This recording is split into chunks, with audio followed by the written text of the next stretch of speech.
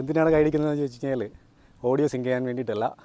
T V S ഇതുവരെ design ചെയ്തതില്ല ഏറ്റവും most അഗ്രസീവായിട്ടുള്ള കിടിലൻ പെർഫോമൻസ് തരുന്ന ഒരു ഇടിവെട്ട് സ്കൂട്ടറാണ് ടി വി എസിൻ്റെ ഏറ്റവും പുതിയ എൻടോർക്ക് 150. അതിനുള്ള ഒരു കയ്യടിയാണിത്.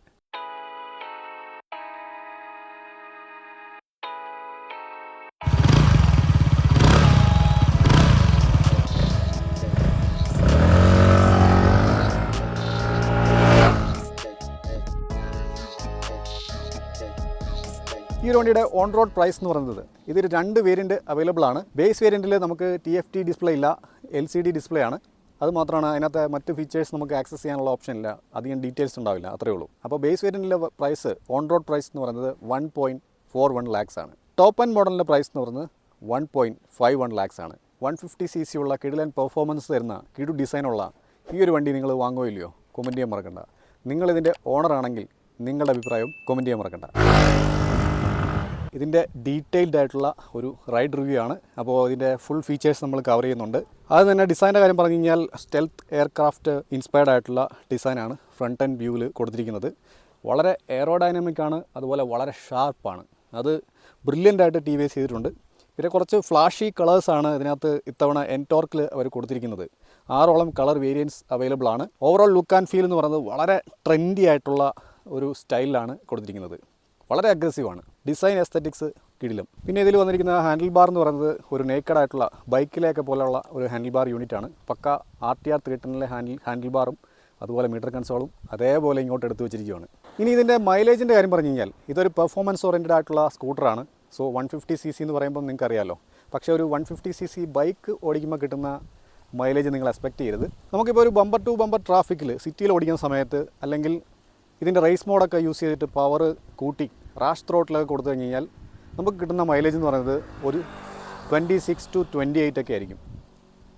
പിന്നെ നമുക്ക് ഒരു ഡീസൻ്റൊക്കെ ആയിട്ട് നല്ല രീതിയിൽ അധികം ആക്സലറേഷൻ കൊടുക്കാതെ ഹൈവേയിൽ ഒരു 5500 RPM കീപ്പ് ചെയ്ത് നിങ്ങൾ ഓടിക്കുകയാണെങ്കിൽ ഒരു 50-55 കിലോമീറ്റർ സ്പീഡിൽ വളരെ സ്മൂത്തായിട്ട് ഓടിക്കുകയാണെന്നുണ്ടെങ്കിൽ നിങ്ങൾക്ക് ഇതിൻ്റെ മാക്സിമം മൈലേജ് കിട്ടും. മാക്സിമം ഒരു 38 വരെയൊക്കെ കിട്ടാനുള്ള ചാൻസ് ഉണ്ട്. പിന്നെ എനിക്ക് കിട്ടിയ ആവറേജ് മൈലേജ് എന്ന് പറയുന്നത് ഒരു മിക്സഡ് റൈഡിങ് കണ്ടീഷനിൽ സിറ്റിയും അല്ലാതെയുള്ള സ്ഥലങ്ങളുമൊക്കെ ഓടിച്ചിട്ട് എനിക്ക് കിട്ടിയത് 30-32 റേഞ്ചിലാണ്. അപ്പോൾ നമുക്ക് പൊളിച്ചോടിക്കുകയാണെങ്കിൽ ഒരു 25-26 ഒക്കെ പോകാനുള്ള സാധ്യതയുണ്ട്. അപ്പോൾ മൈലേജ് നോക്കിയിട്ട് ഈ വണ്ടി എടുക്കാതിരിക്കുന്നതാണ് നല്ലത്. പെർഫോമൻസ് ആണ് ഇതിൻ്റെ മെയിൻ. അപ്പോൾ നമുക്കിതിൻ്റെ ടോപ്പ് സ്പീഡ് ഒന്ന് ടെസ്റ്റ് ചെയ്ത് നോക്കാം.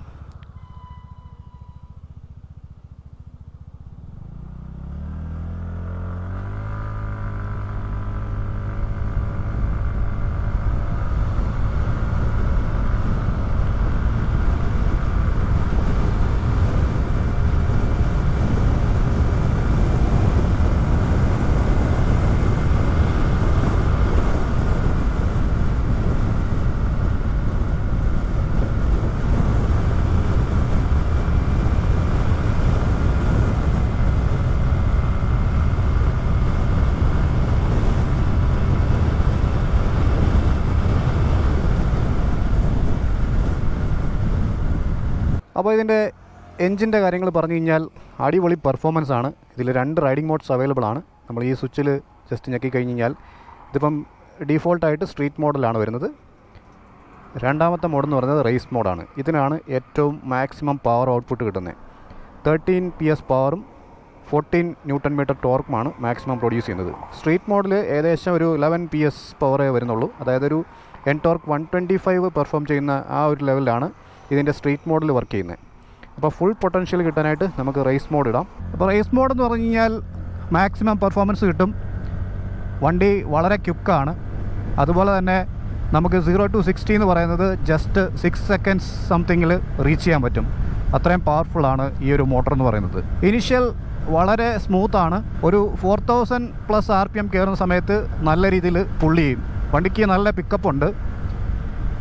അപ്പോൾ ഇതിൻ്റെ മാക്സിമം ടോപ്പ് സ്പീഡ് എന്ന് പറയുന്നത് 104 ഒക്കെയാണ് TVS ക്ലെയിം ചെയ്യുന്നത്.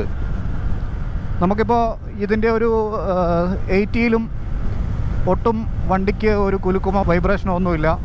ഭയങ്കര സ്മൂത്താണ്. 80 to 90 നമുക്ക് സിമ്പിളായിട്ട് ക്രൂസ് ചെയ്യാം. ഒട്ടും സ്ട്രെസ് വണ്ടിക്കില്ല.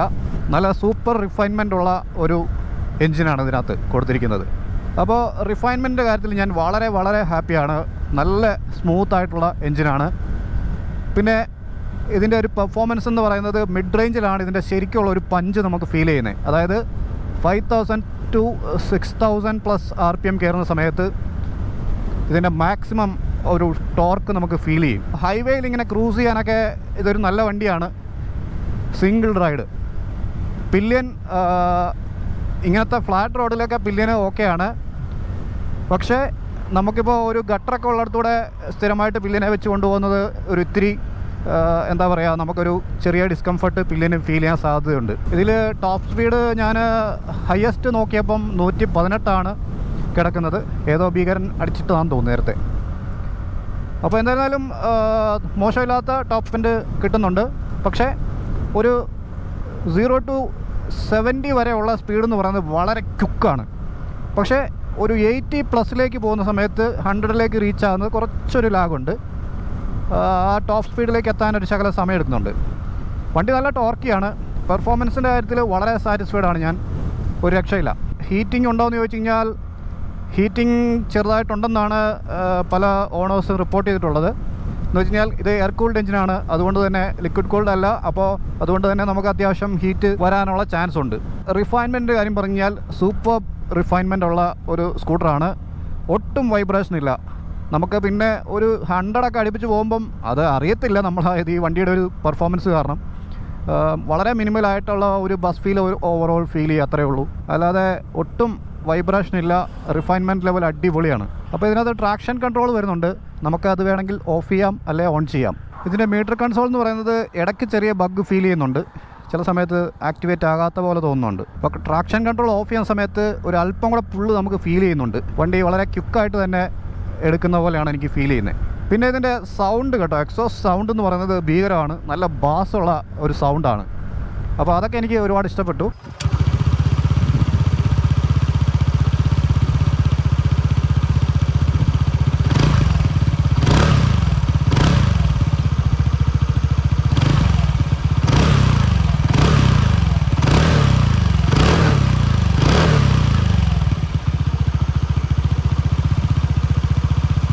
പിന്നെ ഈ മീറ്റർ കൺസോൾ നമുക്ക് ഡയറക്റ്റ് സൺലൈറ്റ് അടിക്കുന്ന സമയത്ത് ചെറിയൊരു വിസിബിലിറ്റി പ്രോബ്ലം ഉണ്ട്. അതർവൈസ് നല്ല നീറ്റ് ആൻഡ് ക്ലീൻ, വളരെ ഹൈ റെസൊല്യൂഷനുള്ള ഒരു മീറ്റർ കൺസോളാണ്. ഒരുപാട് ഒരു സ്കൂട്ടറിന് വേണ്ടുന്നതിൽ കൂടുതൽ ആവശ്യത്തിന് മേലെ ഫീച്ചേഴ്സ് ഇതിനകത്ത് കൊടുത്തിട്ടുണ്ട്. അപ്പോൾ ഇതൊരു സാധാ സ്കൂട്ടർ ഓടിക്കുന്ന ആൾക്കാർക്ക് ഇതൊന്നും അത്ര എന്താ പറയുക നെസസറി ആയിട്ടുള്ള കാര്യമല്ല. ഒരുപാട് അഡ്വാൻസ്ഡ് ആണ്. അതായത് നമ്മളുടെ RTR 310 അതേ സെറ്റപ്പ് ഇതിലോട്ട് ഫിക്സ് ചെയ്തിരിക്കുക. മീറ്റർ കൺസോളും സ്വിച്ചും ഈ ഹാൻഡിൽ ബാറും. അപ്പം കുറച്ച് ഹൈറ്റ് കൂടുതലാണ് ഈ ഒരു ഹാൻഡിൽ ബാറിന്. എന്താ വെച്ച് കഴിഞ്ഞാൽ ഒരു ബൈക്ക് ഓടിക്കുന്ന അതേ ഫീല് നമുക്ക് ഈ വണ്ടി ഓടിക്കുമ്പം കിട്ടുന്നുണ്ട്. പിന്നെ നമ്മുടെ ഈ ഇരിപ്പ് മാത്രമേ ഉള്ളൂ ഒരു സ്കൂട്ടറിൻ്റേതായ സെറ്റപ്പിൽ നമുക്ക് ഫീൽ ചെയ്യത്തുള്ളൂ. അപ്പോൾ ഇതിൻ്റെ എർഗണോമിക്സിൻ്റെ കാര്യം പറഞ്ഞു കഴിഞ്ഞാൽ നമുക്ക് വളരെ റിലാക്സ്ഡ് ആയിട്ടുള്ള ഒരു ഹാൻഡിൽ ബാർ യൂണിറ്റാണ്. എൻടോർക്ക് 125 അല്പം കൂടെ ഹൈറ്റ് ഉണ്ട് ഹാൻഡിൽ ബാറിന്. അതുപോലെ കുറച്ച് വൈഡാണ്. ഒരു ബൈക്കൊക്കെ ഓടിക്കുന്ന ലാഘവത്തിൽ നമുക്കിത് ഓടിക്കാം. ഫ്രണ്ടിൽ നിന്ന് നോക്കുമ്പോൾ നമ്മളിങ്ങനെ ഇരുന്ന് ഓടിക്കുന്ന സമയത്ത് നമുക്കൊരു ബൈക്കിലിരിക്കുന്ന അതേ ഒരു ഫീലാണ്. പിന്നെ നമ്മൾ പുറകോട്ട് സ്കൂട്ടറിൻ്റെതായ സീറ്റ് സെറ്റപ്പും കാര്യങ്ങളും പിന്നെ ഈ ഒരു സെറ്റപ്പ് വരുന്നതുകൊണ്ടുള്ള ഒരു ഫീൽ മാത്രമേ ഉള്ളൂ. അതർവൈസ് നമ്മൾ ഇങ്ങനെ ഫ്രണ്ടിലേക്ക് നോക്കുന്ന സമയത്ത് ഇത്രയും ഭാഗം കാണുമ്പോൾ പക്ക ഒരു ബൈക്ക് ഓടിക്കുന്ന ഫീലാണ്. എനിക്ക് ലെഗ് സ്പേസ് അത്യാവശ്യം നല്ല രീതിയിലുണ്ട്. 5.9 ആണ് എൻ്റെ ഹൈറ്റ് എന്ന് പറയുന്നത്. എനിക്ക് പക്ക പ്ലാന്റഡ് ഫുട്ടാണ്. ഇതിൻ്റെ സീറ്റ് ഹൈറ്റ് എന്ന് പറയുന്നത് 770 mm ആണ്. അതായത് അത്യാവശ്യം ഹൈറ്റ് കുറഞ്ഞ ആൾക്കാർക്കും ഇത് ഓടിക്കാൻ പറ്റും. പിന്നെ കംഫർട്ടിൻ്റെ കാര്യം പറഞ്ഞു കഴിഞ്ഞാൽ സീറ്റ് കംഫർട്ട് നോക്കുകയാണെന്നുണ്ടെങ്കിൽ നമുക്ക് അത്യാവശ്യം പ്രീമിയം കുഷ്യനാണ് ഇതിനകത്ത് കൊടുത്തിരിക്കുന്നത്. നല്ല വൈഡായിട്ടുള്ള സ്പേഷ്യസ് ആയിട്ടുള്ള സീറ്റ് സെറ്റപ്പാണ് കൊടുത്തിരിക്കുന്നത്. അതുപോലെ റൈഡർ കംഫർട്ട് എന്ന് പറയുന്നത് അടിപൊളിയാണ്. മീഡിയം സോഫ്റ്റാണ്. അതുപോലെ പില്യൻ കംഫർട്ടിൻ്റെ കാര്യം പറഞ്ഞു കഴിഞ്ഞാൽ നമുക്ക് ഒരു സിറ്റി റൈഡിലൊക്കെ കുഴപ്പമില്ല. ഹൈവേയിൽ നമ്മളിപ്പം കണ്ടിന്യൂസ് ആയിട്ട് പോകുന്ന സമയത്ത് ഗട്ടറിലൊക്കെ ചാടുന്ന സമയത്ത് അല്ലെങ്കിൽ ഹൈവേയിൽ ഇങ്ങനെ കട്ട് ചെയ്തിട്ടുള്ള ലൈൻസ് വരുമല്ലോ, വൈറ്റ് ലൈൻസൊക്കെ. അപ്പോൾ അങ്ങനെയുള്ള സ്ഥലത്തൂടെ കയറുന്ന സമയത്ത് റിയർ നന്നായിട്ട് അടിക്കുന്നുണ്ട്. അപ്പോൾ അത് ബാക്ക് പെയിൻ എടുക്കാനുള്ള ഒരു ചാൻസ് ഉണ്ട്. കൂടാതെ നമ്മുടെ പില്യൻ ഫുട്ട് റെസ്റ്റ് എന്ന് പറയുന്നത് നല്ല നീളമുള്ള ഫുട്ട് റെസ്റ്റാണ്. അത്യാവശ്യം കംഫർട്ടബിൾ ആയിട്ടുള്ള ഫുട്ട് റെസ്റ്റാണ്. പിന്നെ നമുക്ക് ഈ പറഞ്ഞ പോലെ ഗട്ടറിൽ ചാടുന്ന സമയത്തുള്ള ഹൈവേ റൈഡിൽ കുറച്ച് പ്രോബ്ലംസ് ഉണ്ട്. ലോ സ്പീഡിൽ നമുക്ക് അത്രയും പ്രശ്നമില്ല, മാനേജബിളാണ്. സോ പില്ലിയൻ കംഫർട്ട് ആവറേജ് എന്നേ ഞാൻ പറയുള്ളൂ. റൈഡറിന് അത്യാവശ്യം കുഴപ്പമില്ല. നമുക്ക് ഹൈവേ റൈഡിൽ ഫ്ലാറ്റ് ആയിട്ടുള്ള ഇതുപോലത്തെ റോഡിലൊക്കെ ഓടിക്കാനായിട്ട് സ്മൂത്തായിട്ട് ഓടിക്കാം, കുഴപ്പമൊന്നുമില്ല. നമുക്ക് കണ്ടിന്യൂസ് ഗട്ടറിൽ ചാടുന്ന സമയത്ത് ഈ പറഞ്ഞ പോലെ ഹൈ സ്പീഡിൽ പോകുമ്പം വണ്ടി നന്നായിട്ട് തെറിക്കും പുറക്. ലോ സ്പീഡിൽ അത്രയും പ്രശ്നമില്ല. സസ്പെൻഷൻ കുറച്ച് സ്റ്റിഫാണ്. അബ്സർവേഷൻ ഹൈ സ്പീഡിൽ കുറവാണ്, ലോ സ്പീഡിൽ അത്യാവശ്യം ഹാൻഡിൽ ചെയ്യുന്നുണ്ടത്. അത് സ്റ്റിഫാക്കിയിട്ടിരിക്കുന്നതിൻ്റെ ഒരു റീസൺ എന്ന് പറയുന്നത് ഇതൊരു റേസ് പെക് സ്റ്റൈലിലാണ് ഡിസൈൻ ചെയ്തിരിക്കുന്നത്. സോ നമുക്ക് ഹയർ സ്പീഡിൽ നല്ല സ്റ്റെബിലിറ്റി കിട്ടാനായിട്ടാണ്.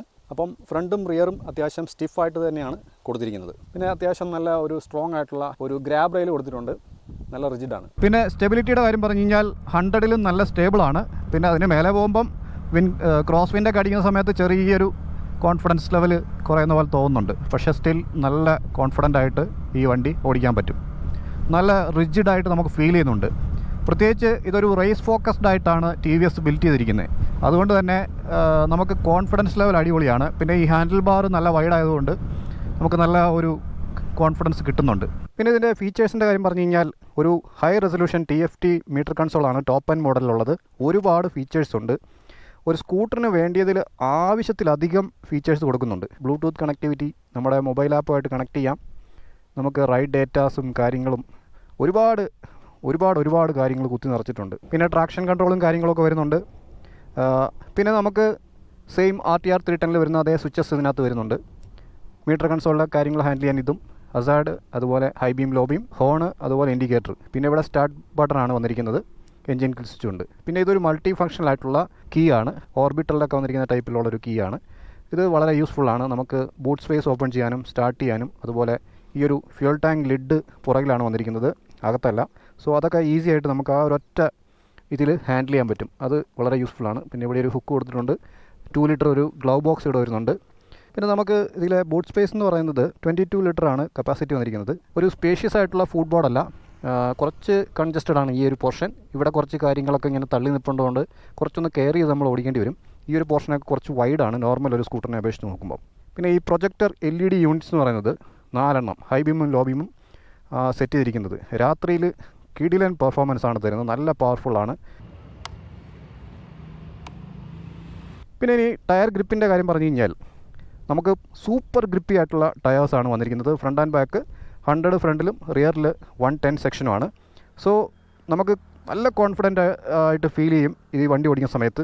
നല്ല സ്റ്റിക്ക് ചെയ്ത് നിൽക്കും. നമ്മുടെ ഈ RTR 310ലും RR 310ലൊക്കെ നമ്മൾ റോഡ് 5 ടയേഴ്സ് വരുന്നില്ലേ, ഏകദേശം അതിനോട് അടുപ്പിച്ച് നിൽക്കുന്ന ഒരു ഫീല് നമുക്ക് ഫീഡ്ബാക്ക് കിട്ടുന്നുണ്ട്. ഞാൻ മഴയത്ത് ഓടിച്ച് നോക്കാൻ പറ്റിയില്ല. നോർമൽ റോഡിൽ നല്ല ഗ്രിപ്പുണ്ട്, നല്ല കോൺഫിഡൻ്റ് ആണ്. ആ ഒരു ഗ്രിപ്പ് ഉള്ളത് കൊണ്ട് തന്നെ ഇതിൻ്റെ ബ്രേക്കിംഗ് എഫിഷ്യൻസി നമുക്ക് നന്നായിട്ട് ഫീൽ ചെയ്യും. ബ്രേക്സിൻ്റെ കാര്യം പറഞ്ഞു കഴിഞ്ഞാൽ സിംഗിൾ ചാനൽ ABS ആണ് വന്നിരിക്കുന്നത്. അത് ഫ്രണ്ടിൽ ഡിസ്ക്കാണ് 220 mm, റിയറിൽ ഡ്രമ്മാണ്. സോ നമുക്ക് ബ്രേക്ക് ബൈറ്റ് നല്ല രീതിയിലുണ്ട്. എന്ന് വെച്ച് കഴിഞ്ഞാൽ പ്രോഗ്രസീവാണ്, പക്ഷേ നല്ല കോൺഫിഡൻ്റ് ആയിട്ട് നിർത്താൻ പറ്റുന്നുണ്ട്. അതുപോലെ തന്നെ വേറൊരു പ്രശ്നം അതിനകത്ത് പറയാനായിട്ടുള്ളത്, ഫ്രണ്ട് ബ്രേക്ക് അടിപൊളിയാണ്. റിയർ ബ്രേക്ക് ഡ്രം ആയതുകൊണ്ട് വളരെ ഫാസ്റ്റായിട്ട് പോയിട്ട് നമ്മൾ ബ്രേക്ക് അപ്ലൈ ചെയ്യാൻ നോക്കിക്കഴിഞ്ഞാൽ റിയർ വീല് ലോക്ക് ആകാനുള്ള സാധ്യതയുണ്ട്. 1-2 പ്രാവശ്യം എനിക്ക് അങ്ങനെ പറ്റി, അതുകൊണ്ട് പറഞ്ഞാണ്. ഡ്യുവൽ ചാനൽ ABS കൊടുക്കാനും തോന്നി. അത് റിയറിലും കൂടെ ഡിസ്ക് കൊടുത്തിരുന്നെങ്കിൽ അടിപൊളിയായിരുന്നു. പിന്നെ alloy wheels front and back വന്നിരിക്കുന്നത് 12 ഇഞ്ചാണ്. പിന്നെ ഹാൻഡ്ലിങ്ങിൻ്റെ കാര്യം പറഞ്ഞു കഴിഞ്ഞാൽ ഇത് 115 കിലോയാണ്. ഫ്രണ്ട് എൻഡ് വെയിറ്റ് കുറച്ച് കൂടുതലായിട്ട് തോന്നുന്നുണ്ട്. അതൊരു ലോ സ്പീഡിൽ പോകുന്ന സമയത്ത് നിർത്തിയിട്ട് വണ്ടി സ്ലോലി എടുക്കുകയല്ലേ, ആ സമയത്തൊക്കെ നമുക്ക് ഹാൻഡിലിൽ ഒരു പിടുത്തം ഫീൽ ചെയ്യുന്നു. എന്ന് വെച്ചാൽ കുറച്ച് ഫ്രണ്ട് എൻഡ് വെയിറ്റ് ഫീൽ ചെയ്യുന്നുണ്ട്. പക്ഷേ വണ്ടി ഓടിച്ച് സ്പീഡ് കൂടി കഴിയുമ്പം ഒട്ടും അറിയത്തില്ല. ഹാൻഡ്ലിങ് ഈസിയാണ്, ഫ്ലിക്ക് ചെയ്തിട്ട് ഓടിക്കാനൊക്കെ പറ്റും. ആ ഒരു കാര്യത്തിൽ പ്രശ്നമൊന്നുമില്ല. പിന്നെ ഗ്രൗണ്ട് ക്ലിയറൻസ് എന്ന് പറയുന്നത് 155 mm ആണ്. ഡീസൻറ്റ് ഗ്രൗണ്ട് ക്ലിയറൻസ് ഉണ്ട്. സെയിം 125 N ടോർക്കിൻ്റെ അതേ വീൽ ബേസൊക്കെയാണ് കൊടുത്തിരിക്കുന്നത്. കാര്യമായ മാറ്റങ്ങളൊന്നുമില്ല. പിന്നെ ബിൽഡ് ക്വാളിറ്റിയുടെ കാര്യം പറഞ്ഞു കഴിഞ്ഞാൽ സൂപ്പർബായിട്ടുള്ള ബിൽഡ് ക്വാളിറ്റി കൊടുത്തിട്ടുണ്ട്. നല്ല റിജിഡാണ് വണ്ടി. പ്ലാസ്റ്റിക് ബോഡിയൊക്കെ അത്യാവശ്യം കൊള്ളാം. പിന്നെ ഈ അടിഭാഗത്തൊക്കെ കൊടുത്തിരിക്കുന്നത് ഇത്തിരി ഫ്ലിംസി ആയിട്ട് തോന്നി. പാനൽ ഗ്യാപ്സൊക്കെ അവിടെ ഇവിടെയൊക്കെ ആയിട്ടുണ്ട്. സ്റ്റിൽ ഓവറോൾ ഒരു നീറ്റ് ആൻഡ് ക്ലീൻ ആയിട്ടുള്ള ബിൽഡ് ക്വാളിറ്റി കൊടുത്തിട്ടുണ്ട്. പെയിൻറ്റ് ക്വാളിറ്റിയൊക്കെ അടിപൊളിയായിട്ടുണ്ട്. ഒരു പ്രീമിയം സെറ്റപ്പ് കിട്ടാനായിട്ട് ഈ ഒരു കാര്യങ്ങളൊക്കെ അവർ ഇൻക്ലൂഡ് ചെയ്തിട്ടുണ്ട്. പക്ഷേ ഞാൻ സജസ്റ്റ് ചെയ്യുന്നത് ഇതിൻ്റെ ബേസ് വേരിയൻ്റ് ആണ്. നിങ്ങൾക്ക് നോർമലി പ്രൈസ് കൊണ്ട് ഞാൻ നോക്കിയിട്ട് കുറച്ചുകൂടെ ബെറ്റർ എന്ന് വെച്ച് കഴിഞ്ഞാൽ ഈ ഒരു മീറ്റർ കൺസോളിൻ്റെ ആവശ്യമുണ്ടെന്ന് എനിക്ക് തോന്നുന്നില്ല. നോർമൽ യൂസിന് നമുക്ക് ഒരു LCD ഡിസ്പ്ലേ ധാരാളം. പിന്നെ ഇതിൻ്റെ സർവീസ് ഡീറ്റെയിൽസ് നോക്കുകയാണെന്നുണ്ടെങ്കിൽ നമുക്ക് ഫസ്റ്റ് സർവീസ് എന്ന് പറയുന്നത് 500 അല്ലെങ്കിൽ 750 കിലോമീറ്ററിനുള്ളിലാണ്. പിന്നീട് എല്ലാ 6000 കിലോമീറ്റർ കൂടുമ്പോഴാണ് സർവീസിൻ്റെ ഒരു ഇൻ്റർവെൽസ് എന്ന് പറയുന്നത്. ആദ്യത്തെ 3 സർവീസ് ഫ്രീ സർവീസാണ്. സോ അതിന് മേലെ നമുക്ക് വരുന്ന സർവീസിൻ്റെ കോസ്റ്റ് എന്ന് പറയുന്നത് ഏകദേശം ഒരു 1200-1500 ഇടയ്ക്ക് വരാനാണ് സാധ്യത. പിന്നെ പാർട്സും കാര്യങ്ങളൊക്കെ മാറ്റുന്നുണ്ടെങ്കിൽ അതനുസരിച്ചിട്ട് വരും. പിന്നെ ഇതിൻ്റെ വാറണ്ടി നോക്കുകയാണെന്നുണ്ടെങ്കിൽ 5 വർഷം അല്ലെങ്കിൽ 50,000 കിലോമീറ്ററാണ്. ഡീസൻറ്റ് വാറണ്ടി പീരീഡാണ് കൊടുത്തിരിക്കുന്നത്.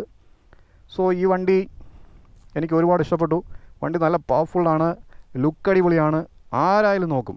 പിന്നെ ഇതിൻ്റെ റണ്ണിങ് പീരീഡ് എന്ന് പറയുന്നത് നമുക്ക് TVS പറയുന്നത് ആദ്യത്തെ 1000 കിലോമീറ്റർ 50 കിലോമീറ്റർ സ്പീഡിന് മേലെ ഓടിക്കാൻ പാടില്ലെന്നാണ്.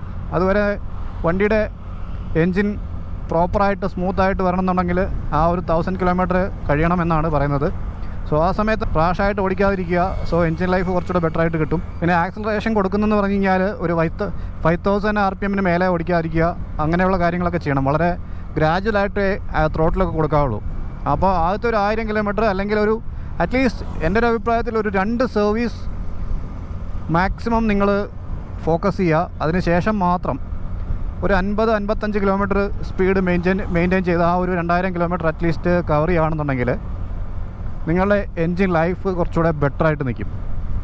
അതല്ല നിങ്ങൾ തുടക്കത്തിൽ തന്നെ വണ്ടി എടുത്തതിന് ശേഷം സർവീസ് ചെയ്യുന്നതിന് മുമ്പ് തന്നെയൊക്കെ ഫസ്റ്റ് സർവീസ് ആകുന്നതിന് മുമ്പ് തന്നെയൊക്കെ വണ്ടി പൊളിച്ചോടിക്കുകയും റാഷായിട്ടൊക്കെ ഓടിക്കുകയും ചെയ്യുകയാണെന്നുണ്ടെങ്കിൽ ഇതിൻ്റെ ടോപ്പ് എൻഡ് സ്പീഡൊക്കെ നോക്കുകയാണെന്നുണ്ടെങ്കിൽ വണ്ടിയുടെ എൻജിൻ പെട്ടെന്ന് തന്നെ പണി തരാൻ സാധ്യതയുണ്ട്. സോ അതൊക്കെ ഒന്ന് കെയർ ചെയ്ത് ഓടിക്കുക. പിന്നെ ദാ ഇവിടെ ഈ മീറ്റർ കൺസോളിൽ നമുക്ക് ഈക്കോ എന്ന് പച്ച കളറിൽ എഴുതി കാണിക്കുന്നുണ്ട്. അപ്പോൾ അതെന്ന് പറഞ്ഞു കഴിഞ്ഞാൽ ഒരു 5500 RPM വരെ അങ്ങനെ കാണിക്കുകയുള്ളൂ. അതിന് മേലെ നമ്മളിപ്പോൾ കൈ കൊടുക്കുകയാണെങ്കിൽ കണ്ടോ പവർ എന്ന് ഒരു ഓറഞ്ച് കളറിലേക്ക് വരും, കണ്ടോ.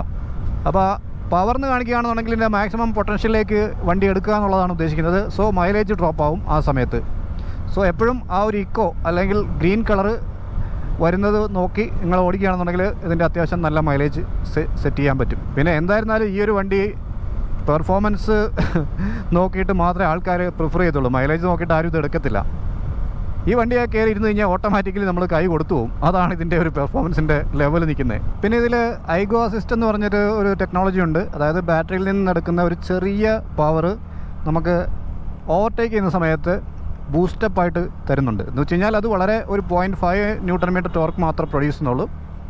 സോ നമ്മൾ ഗ്രാജുവലായിട്ട് ത്രോട്ടിൽ കൊടുക്കുന്ന സമയത്ത് ഓട്ടോമാറ്റിക്കലി അത് ആക്റ്റീവായിട്ടാവും ഓവർടേക്ക് ചെയ്യുന്ന സമയത്ത്. അപ്പം അത് TVSൻ്റെ ഒരു ചെറിയ ഞുണുക്ക് പരിപാടിയാണെന്ന് കൺസിഡർ ചെയ്യാം. ഓവറായിട്ടുള്ള പവറൊന്നും അതുണ്ടാക്കണില്ല. ഇനി ഇതിൻ്റെ ഒരു ടൂറിങ് ആസ്പെക്റ്റ് നോക്കുകയാണെന്നുണ്ടെങ്കിൽ നമ്മൾ ഹൈവേ റൈഡ് ആണ് ഇതിന് ബെസ്റ്റ്. നമ്മളിപ്പം ഒരു വീക്കെൻഡ് ടൂറിങ്ങിനൊക്കെ ഓക്കെയാണ്. പക്ഷേ സിംഗിൾ റൈഡാണ് ഞാൻ പ്രിഫർ ചെയ്യുന്നത്. പില്യൻ കംഫർട്ട് അത്രത്തോളം കിട്ടത്തില്ല. സസ്പെൻഷൻ കുറച്ച് സ്റ്റിഫ് ആയതുകൊണ്ട് ഞാൻ ഓൾറെഡി പറഞ്ഞതുപോലെ ഒരു ചെറിയ റിയറിൽ നിന്ന് അടിപ്പ് വരുന്നുണ്ട് ഈ ക്രോസ് ബാസ് വരുന്ന സമയത്ത്. ഹൈവേയിൽ ലോങ് ട്രാവലിനൊന്നും സെറ്റ് ആവത്തില്ല. ഒരു ഒക്കേഷണൽ ടൂറിങ്ങിന് ഇത് ഓക്കെയാണ് സിംഗിൾ റൈഡ്. അത്യാവശ്യം സാധനങ്ങളൊക്കെ നമുക്ക് ക്യാരി ചെയ്തൊക്കെ കൊണ്ടുപോകാനും റിലാക്സ്ഡ് ആയിട്ടും സ്മൂത്തായിട്ടും കൊണ്ടു നടക്കാനൊക്കെ പറ്റിയ ഒരു വണ്ടിയാണിത്. സോ വണ്ടി എന്തായിരുന്നാലും നിങ്ങൾക്ക് ഇഷ്ടപ്പെടും, അത് ഷുവറാണ്. പെർഫോമൻസ് കാര്യങ്ങളൊക്കെ ഇഷ്ടപ്പെടുന്ന ഒരാളാണെന്നുണ്ടെങ്കിൽ. പിന്നെ അഡ്ജസ്റ്റബിൾ ആയിട്ടുള്ള ബ്രേക്ക് ലിവേഴ്സ് വരുന്നുണ്ട്, അതൊക്കെ യൂസ്ഫുള്ളാണ്. ഒരുപാട് ഫീച്ചർ ലോഡഡാണ്. ടെക്നോളജി കുറച്ച് ബെറ്ററായിട്ടാണ് ചെയ്തിരിക്കുന്നത്. പക്ഷേ ഒരൊറ്റ കുഴപ്പം എയർ കൂൾഡ് എഞ്ചിനാണ് എന്നുള്ളതാണ്. ലിക്വിഡ് കൂൾഡ് കൊടുത്ത് കുറച്ചുകൂടെ ഒരു പെർഫോമൻസ് ഓറിയൻറ്റഡ് ആക്കാമായിരുന്നെങ്കിൽ പ്രൈസ് കൂടിപ്പോവും. ഈ പ്രൈസിൽ അവർക്കത് സെറ്റ് ചെയ്യാൻ പറ്റില്ല. സോ അഫോർഡബിൾ റേഞ്ചിൽ അത്യാവശ്യം നല്ല പെർഫോമൻസ് തരുന്ന ഒരു വണ്ടിയാണ് എൻടോർക്ക് 150. വണ്ടി നല്ല പവർഫുള്ളാണ്. ഞാൻ നല്ല കുത്തനെയുള്ള ഓഫ് റോഡിൽ കയറ്റത്തിൽ കയറ്റി നോക്കി. സ്ട്രീറ്റ് മോഡിൽ തന്നെ, അതും പില്ലിനെ വെച്ചിട്ടാണ് ഞാൻ കയറ്റിയത്. ഞങ്ങൾ രണ്ടുപേരും കൂടെ 160 കിലോ അടുപ്പിച്ചുണ്ടായിരുന്നു. വണ്ടി പുഷ്പം പോലെ വലിച്ചു കയറി. അപ്പോൾ എനിക്ക് മനസ്സിലായി ഇതിൻ്റെ ഒരു ടോർക്ക് എത്രത്തോളം ഉണ്ടെന്നുള്ളത്. കിടിലമാണ്. പിന്നെ നമുക്ക് ഇതിനകത്ത് ഓട്ടോ കട്ട് ഓഫ് വരുന്നുണ്ട്. അപ്പോൾ നമ്മൾ ട്രാഫിക്കിൽ ഇപ്പം നിൽക്കുകയാണെന്നുണ്ടെങ്കിൽ ഒരു നിശ്ചിത സെക്കൻഡ് കഴിയുമ്പം ഇവിടെ ഒരു ഡിസ്പ്ലേയിൽ കാണിക്കും ഓട്ടോമാറ്റിക്കലി ഓഫ് ആവുമെന്നും പറഞ്ഞിട്ട്. ഇതുണ്ടോ 7 സെക്കൻഡിൽ ഓഫ് ആവുമെന്ന് കാണിക്കും. വണ്ടി ഇപ്പോൾ ഓഫ് ആവും. ഇനി നമുക്ക് ഓൺ ചെയ്യണമെന്നുണ്ടെങ്കിൽ ജസ്റ്റ് ത്രോട്ടിൽ ഇങ്ങനെ കൊടുത്താൽ മതി, വണ്ടി ഓൺ ആവും. സ്മൂത്ത് ആയിട്ടുള്ള സ്റ്റാർട്ടിങ് ആണ് ഇതിനകത്ത് വന്നിരിക്കുന്നത്. ഇതിൻ്റെ പ്രോസ് ആൻഡ് കോൺസ് പറയാം. പ്ലസ് പോയിൻറ്റ്സ് എന്ന് പറയുന്നത് സ്റ്റണ്ണിങ് ലുക്സാണ്. അതുപോലെ കിടുലൻ പെർഫോമൻസ്, നല്ല സ്റ്റെബിലിറ്റി, ഡീസൻ്റ് ആയിട്ടുള്ള ടോപ്പ് ആൻഡ് സ്പീഡും ഇനിഷ്യൽ പിക്കപ്പും ഉണ്ട്. സൂപ്പർ റിഫൈൻഡ് ആയിട്ടുള്ള ഒരു എൻജിൻ, ഡീസൻറ്റ് കംഫർട്ട് തരുന്ന ഒരു സീറ്റ് സെറ്റപ്പ്, പവർഫുൾ ആയിട്ടുള്ള LED യൂണിറ്റ്സ്, ഒരു ലോഡ് ഫീച്ചേഴ്സുള്ള TFT മീറ്റർ കൺസോൾ. പിന്നെ വന്നിരിക്കുന്നത് നല്ല സൂപ്പർ ഗ്രിപ്പുള്ള ടയേഴ്സാണ്, നല്ല ഫീഡ്ബാക്കാണ്. ഇനി ഇതിൻ്റെ കുറച്ച് ഇമ്പ്രൂവ്മെൻറ്റ്സിൻ്റെ കാര്യം പറഞ്ഞു കഴിഞ്ഞാൽ നമുക്ക് ആദ്യമായിട്ട് പറയേണ്ട ഒരു കാര്യം എന്ന് പറയുന്നത് ഇതിൻ്റെ മൈലേജാണ്. മൈലേജിൻ്റെ കാര്യത്തിൽ TVS ഒരു മണ്ടത്തരം കാണിച്ചു. എന്ന് വെച്ച് കഴിഞ്ഞാൽ ഇതിൻ്റെ സ്ട്രീറ്റ് മോഡ് എന്ന് പറയുന്നത് ഒരു 100cc ബൈക്ക് പെർഫോം ചെയ്യുന്ന സെറ്റപ്പിലോട്ട് ഇതിൻ്റെ ആക്സലറേഷനും മറ്റു കാര്യങ്ങളും കൊടുക്കുമായിരുന്നെങ്കിൽ കുറച്ചുകൂടെ മൈലേജ് കിട്ടുന്നതുകൊണ്ട് ഈ വണ്ടി രണ്ട് രീതിയിലുള്ള ആൾക്കാരും പെർഫോമൻസ് ഇഷ്ടപ്പെടുന്നവരും എടുക്കും, അല്ലാതെ മൈലേജ് നോക്കിയെടുക്കുന്നവരും എടുക്കും. കാരണം നമുക്ക് എപ്പോഴും പെർഫോമൻസിൻ്റെ ആവശ്യമില്ലല്ലോ. നോർമൽ ഒരു ബ്ലോക്കൊക്കെ ഉള്ളിടത്തൂടെ ഒരു സിറ്റിയിൽ ഓടിക്കുന്ന സമയത്ത് നമുക്ക് ഓവർ പെർഫോമൻസിൻ്റെ ആവശ്യമില്ല. സോ അങ്ങനെ നോക്കുമ്പം ഒരു 100cc സെറ്റപ്പ് സ്ട്രീറ്റ് മോഡിൽ കൊടുക്കാനും തോന്നി. റേസ് മോഡിൽ മാക്സിമം പവറും കൊടുക്കാം. അപ്പോൾ അങ്ങനെയാണെന്നുണ്ടെങ്കിൽ വണ്ടി ബാലൻസ്ഡ് ആവും. ഇതിപ്പം സ്ട്രീറ്റ് മോഡിൽ ഒരു ചെറിയ പവറിലുള്ള വ്യത്യാസമേ ഉള്ളൂ കമ്പയർ ടു നമ്മുടെ റേസ് മോഡ്. മൈലേജ് വളരെ ലോ ആണ്. മൈലേജ് നോക്കിയിട്ട് ആരും ഈ വണ്ടി എടുക്കാതിരിക്കുക. 14 ഇഞ്ച് അലോ വീൽസ് കൊടുക്കാമെന്ന് എനിക്ക് തോന്നി. കാരണം ഹൈവേ റൈഡിൽ നമുക്ക് കുറച്ചുകൂടെ കംഫർട്ട് കിട്ടുമായിരുന്നു, സ്റ്റെബിലിറ്റിയും കിട്ടും. പിന്നെ ഇത് 12 ഇഞ്ച് അലോ വീൽസ് കൊടുത്തത് കൊണ്ട് എന്താണെന്ന് വെച്ച് കഴിഞ്ഞാൽ TVS NTORQ 125ൻ്റെ സെയിം ആ ഒരു ഡയമെൻഷൻ സെറ്റപ്പ് ചെയ്തിരിക്കുന്നതുകൊണ്ടാണ് അവർക്ക് കൂടുതൽ ഇതിന് പണിയേണ്ടി വരത്തില്ല, അധികം പൈസ സ്പെൻഡ് ചെയ്യേണ്ടി വരത്തില്ല. പ്രൈസിനെ മാനേജ് ചെയ്യാൻ വേണ്ടിയിട്ടാണ് അങ്ങനെയൊക്കെ ചെയ്തിരിക്കുന്നത്. സ്റ്റിൽ അത് ഉണ്ടായിരുന്നെങ്കിൽ കൊള്ളായിരുന്നു. പിന്നെ ഡ്യുവൽ ചാനൽ ABSൻ്റെ കാര്യം ഞാൻ പറഞ്ഞതുപോലെ റിയർ ഡ്രം കൊടുത്തത് നമുക്ക് പെട്ടെന്ന് ഹാർഡ് ബ്രേക്കിംഗ് ചെയ്യുന്ന സമയത്ത് ലോക്കാവുന്ന ഒരു സംഭവം ഉള്ളതുകൊണ്ട് അത് കുറച്ചൊരു പ്രശ്നമുണ്ട്. പിന്നെ ബൂട്ട് സ്പേസ് വളരെ ശോകമാണ്. എന്ന് വെച്ച് കഴിഞ്ഞാൽ 22 ലിറ്റർ ഉണ്ടെന്ന് പറഞ്ഞാലും നമുക്കൊരു മീഡിയം ടൈപ്പിലുള്ള ഒരു നോർമൽ ഫുൾ ഫേസ് ഹെൽമെറ്റ് വെക്കാനായിട്ട് പറ്റത്തില്ല. ഹാഫ് ഫേസ് ഹെൽമെറ്റേ പറ്റുള്ളൂ. ഹൈറ്റ് ഇച്ചിരി അഡ്ജസ്റ്റ് ആവാൻ പ്രയാസമാണ്. പിന്നെ ഈ മീറ്റർ കൺസോള് നമ്മൾ എക്സ്ട്രീം സൺലൈറ്റ് ഡയറക്റ്റ് അടിക്കുന്ന സമയത്ത് ചെറിയൊരു വിസിബിലിറ്റി പ്രോബ്ലം ഉണ്ട്. പെട്ടെന്ന് അങ്ങനെ റീഡ് ചെയ്യാനായിട്ട് ഇച്ചിരി ബുദ്ധിമുട്ടുണ്ട്. അതർവൈസ് നല്ല സൂപ്പർബാണത്. പിന്നെ കുറച്ച് ഗ്ലിച്ചസ് എനിക്ക് ഫീൽ ചെയ്തു. ചില സമയത്ത് സോഫ്റ്റ്വെയർ ബഗ്സ് ഉള്ള പോലെ ഫീൽ ചെയ്യുന്നുണ്ട്, ചില സമയത്ത് ലാഗ് അടിക്കുന്നുണ്ട്. പിന്നെ ഇതിൻ്റെ USB സെറ്റപ്പ് കൊടുത്തിരിക്കുന്നത് ചാർജിങ് യൂണിറ്റ് ബൂട്ട് സ്പേസിൻ്റെ അടിയിലാണ്, സീറ്റിൻ്റെ അടിയിലാണ്. അത് ഓപ്പൺ ചെയ്തിട്ട് ചാർജ് ചെയ്യാന്ന് പറയുന്നത് കൺവീനിയൻ്റ് അല്ല. ഗ്ലൗ ബോക്സിൻ്റെ അത് അടുത്ത് തന്നെ കൊടുക്കണമായിരുന്നാണ് എൻ്റെ ഒരു അഭിപ്രായം. കാരണം അത് കുറച്ചുകൂടെ ഈസി ആയിരിക്കും നമുക്ക് ഹാൻഡിൽ ചെയ്യാനായിട്ട്. ഇനി എൻ്റെ ഒരു ഫൈനൽ വെർഡിക്റ്റിലേക്ക് വന്നു കഴിഞ്ഞാൽ ഈ ഒരു വണ്ടി എന്ന് പറയുന്നത് ഇതൊരു ഫാമിലി സ്കൂട്ടറല്ല. മൈലേജ് നോക്കിയിട്ട് ഈ ഒരു ഡേ ടു ഡേ ലൈഫിൽ നമുക്ക് യൂസ് ചെയ്യാൻ പറ്റിയ ഒരു വണ്ടിയല്ല. അങ്ങനെയുള്ളവരെ ഇത് നിരാശപ്പെടുത്തിയേക്കാം. കാരണം ഇതിൻ്റെ മൈലേജ് വളരെ ലോ ആണ്. ഇതൊരു പക്ക സ്റ്റണ്ണിങ് ലുക്സ് നൽകുന്ന ഡിസൈനും പെർഫോമൻസും പൊളിയായിരിക്കണം. അഗ്രസീവ് ഡിസൈൻ ഇഷ്ടപ്പെടുന്ന വളരെ യങ് ആയിട്ടുള്ള ജോലിയുള്ള ജെൻസി റൈഡേഴ്സിന് വേണ്ടി മാത്രമായിട്ട് ബിൽഡ് ചെയ്തിരിക്കുന്ന ഒരു പെർഫോമൻസ് ഓറിയൻറ്റഡ് ആയിട്ടുള്ള സ്കൂട്ടറാണ് TVS NTORQ 150. സോ വണ്ടി എന്നാലും എനിക്ക് ഒരുപാട് ഇഷ്ടപ്പെട്ട ഒരു വണ്ടിയാണ്, ഒരു രക്ഷയില്ല. ഞാൻ ഇത്രയും നാളും ഓടിച്ചതിൽ എനിക്ക് ഏറ്റവും ഇഷ്ടപ്പെട്ട ഒരു സ്കൂട്ടറിൻ്റെ ലിസ്റ്റിലേക്ക് ഇത് വന്നു. പൊളി. അപ്പം ഈ ഒരു വീഡിയോ നമുക്കിവിടെ വൈൻഡപ്പ് ചെയ്യാനുള്ള ടൈമായി. വീഡിയോ യൂസ്ഫുൾ ആയെന്ന് വിചാരിക്കുന്നു. യൂസ്ഫുൾ ആയെങ്കിൽ കട്ട സപ്പോർട്ട് പ്രതീക്ഷിക്കുന്നു. ഞെക്കിപ്പൊട്ടിക്കാനുള്ള എല്ലാ ബട്ടൺസും വീഡിയോയുടെ താഴെ വീഡിയോ ആയിട്ടുണ്ട്. അത് നിങ്ങളുടെ ഒരു ഇംഗിതം പോലെ ചെയ്തേക്കുക. അപ്പോൾ അടുത്തൊരു കീട് വീഡിയോയുമായി വരുന്നതുവരെ ടേക്ക് കെയർ, ബൈ.